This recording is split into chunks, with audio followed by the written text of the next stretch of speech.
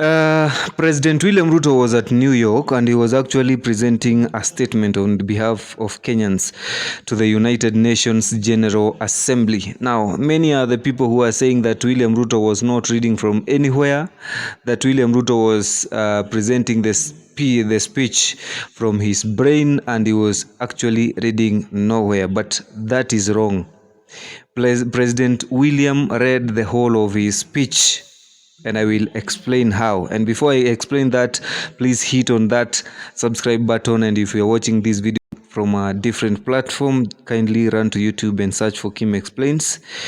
I'll be the first one to pop up. Subscribe and leave a comment.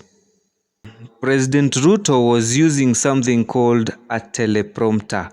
A teleprompter is an electronic device where the person presenting whatever is presenting reads a script from a screen that is attached to a camera. So the screen is able to present a script and at the same time record the person. And so the person will look like he was looking at the screen directly.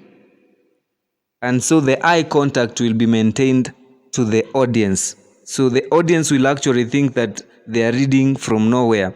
It is just like on the news. You look at news and the news presenters are reading from nowhere. They just look at you and they tell you, welcome to the breaking news of today's and blah, blah, blah. But you think that they are reading from nowhere, but actually they are reading from the screen that is attached to the camera that is recording the presenter. So the same thing is what William Ruto was using. If you look at the eye contact of President William Ruto, he could not at this particular time stare or look directly to the camera as I'm looking at you to say his speech. He was looking sideways and sideways. So that tells me there were two teleprompters. So one at the right and one at the left.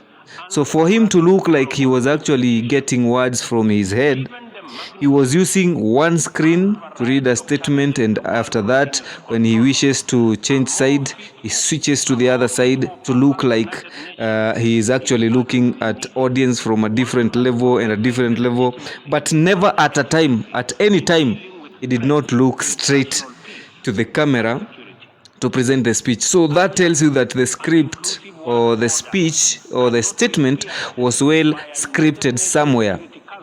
In fact, at some times he could make mistakes and repeat just the way someone would repeat when reading. So no, dear sycophants of President William Ruto, we know President William Ruto is actually one of the most brilliant and most intelligent in Africa, and is in Africa, if not in the world. But no, he was not getting his statement from the brain. He was reading.